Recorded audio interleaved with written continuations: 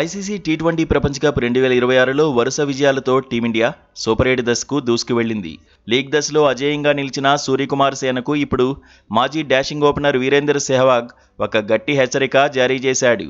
ఇప్పటివరకు భారత్కు గట్టి పోటీ ఇచ్చే జట్టు ఎదురవలేదని, అసలు సిసలు సవాల్ సూపర్ 8లోనే ఉంటుందని వీరు విశ్లేషించాడు.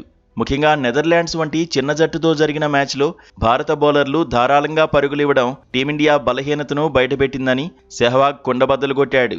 నెదర్లాండ్స్తో జరిగిన మ్యాచ్లో భారత్ 193 పరుగుల భారీ స్కోర్ సాధించినప్పటికీ డచ్ జట్టు 176 పరుగులు చేయగలిగింది.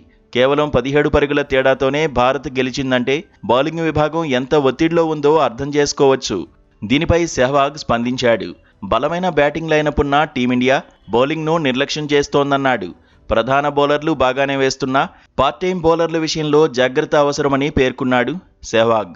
అభిషేక్ శర్మ, శివం దుబే వంటి వారిని పెద్ద జట్లపై వాడితే వారు ఒక్క ఓవర్లో 15 నుంచి 20 పరుగులిస్తే మ్యాచ్ గమనం మారిపోతుందని హెచ్చరించాడు. అయితే నెదర్లాండ్స్తో జరిగిన మ్యాచ్ గణాంకాలను పరిశీలిస్తే సెహ్వాగ్ ఆందోళనలో నిజముందనిపిస్తుంది.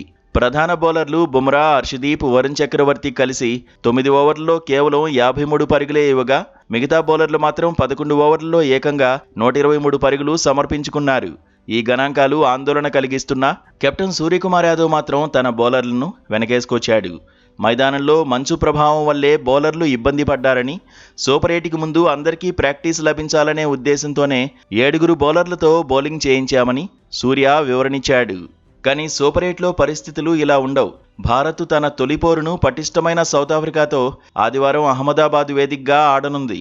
భారీ హిట్టర్లు ఉన్న దక్షిణాఫ్రికా వంటి జట్టుపై ప్రయోగాలు చేస్తే భారీ మూల్యం చెల్లించుకోక తప్పదు. బౌలింగ్ విభాగంపై తక్షణమే సమీక్ష జరపాలని, సెమీస్ చేరాలంటే పక్కా ప్లాన్తో బరిలోకి దిగాలని సెహ్వాగ్ సూచిస్తున్నాడు. మరి వీరు ఇచ్చిన ఈ వార్నింగ్ను టీమిండియా సీరియస్గా తీసుకుంటుందో లేదో చూడాలి. ఆదివారం జరగబోయే మ్యాచ్ భారత్ బౌలింగ్ సత్తాకు అస్సలైన పరీక్షగా మారనుంది.